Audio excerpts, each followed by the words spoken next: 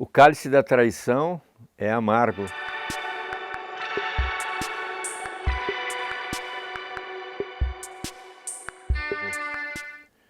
Essa semana o fato político mais importante foi a jogada do governador de São Paulo, João Dória. Alguns acham que foi uma jogada política, outros acham que foi um blefe, mas na verdade foi uma tomada de posição do próprio governador de São Paulo. O fato é o seguinte, ele tira o Rodrigo Garcia do DEM e traz para o PSDB e dá o apoio a Ricardo Garcia para o governo de São Paulo, candidato ao governo de São Paulo. Um político jovem, competente, mas não conhecido no estado de São Paulo.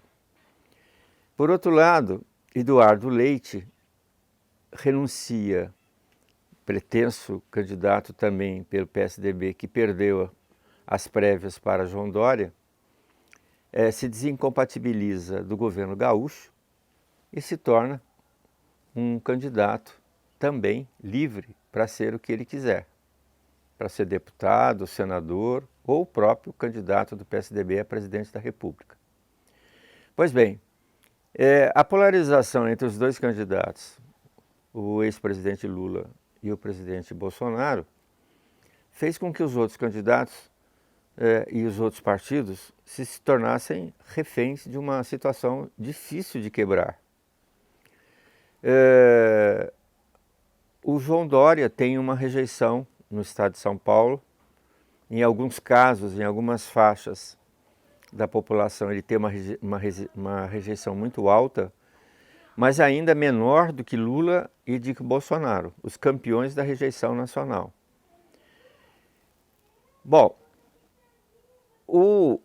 a relação Rodrigo Garcia com o governador Dória, que não sobe nas pesquisas, que tem lá um índice pífio de aceitação popular, o seu grupo sentiu-se inseguro com o fato de que a relação Dória e o Rodrigo Garcia prejudicasse a sua candidatura, já que em São Paulo tem dois fortes candidatos, que é o Haddad e o Tarcísio, que está sendo bem cotado no estado de São Paulo.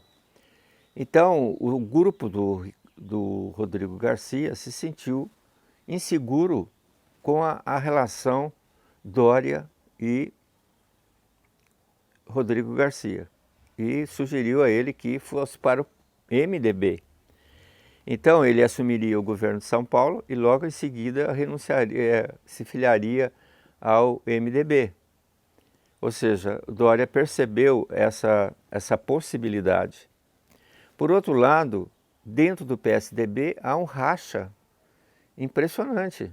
Ou seja, os tradicionais, José Aníbal, o Tasso Gereissati, o José Serra, o Aécio Neves. O José Serra me parece que ficou neutro nessa questão, mas o Aécio Neves detesta o Dória.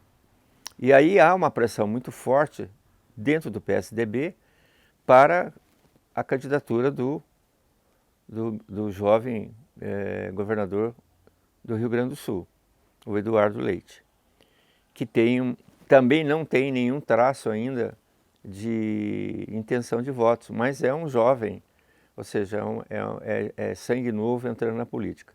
Então Dória deu duas cajadadas para matar um coelho só. Ou seja, ele renuncia à candidatura à presidência da República, aflorece esses dois movimentos que o jogam bola pelas costas ou atiram num fogo amigo e diz o seguinte: não, eu vou ser candidato a presidente da República. Portanto, o que resta de todo esse imbróglio é que ele identificou os seus traidores. E isso é muito grave, né, numa eleição em que um candidato precisa reunir forças políticas. E me parece que o Dória afastou todos esses apoios políticos. Ou seja, ele confia muito na sua capacidade de marketing e de comunicação com a sociedade. Mas ele tem uma figura não muito aceitável na política, porque essa história de entrar na política pela porta dos fundos não funciona. Não funciona. Ela pode ter um impacto inicial, mas não funciona. O político é aquele que tem que amassar barro, ser vereador, andar pelas ruas empoeiradas, almoçar 2, 3 vezes em campanha política, no norte, né, como se diz, comer buchada de bode, ascender a um cargo eletivo maior, ou até um prefeito da cidade. Ou seja, essa história de entrar pela porta dos fundos na política não funciona, porque ele não cria tradição política, ele não cria uma imagem popular. Ou seja, a televisão, eu estou falando isso de uma época bem antiga. Hoje você tem meios de comunicação, tem televisão, tem fake news, né? Tem internet, que pode superar essa questão, mas o povo é sábio. Ou seja, quando ele não gosta do candidato, pode ser até foi um bom governador sobre determinados aspectos, administrativo, mas ele tem uma rejeição brutal no funcionalismo público, que ele prejudicou, aumentou os impostos e teve algumas situações dúbias na própria pandemia, que o deixou um pouco numa figura um tanto quanto discutível politicamente. Então, a questão do Brasil hoje é muito grave, a questão econômica, passando agora para os dois candidatos que têm a melhor situação de intenção de votos, eu vejo que na possibilidade de eleição de um desses dois candidatos, eles terão sérios problemas para resolver no Brasil.